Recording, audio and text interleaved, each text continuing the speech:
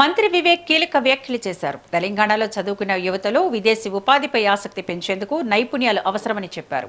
ముఖ్యంగా జర్మనీకి అవసరమైన భాషా ప్రావీణ్యంతో యువతను శిక్షణ ఇచ్చి విదేశాలకు పంపే దిశగా చర్యలు తీసుకోవాలని అధికారులను ఆదేశించారు.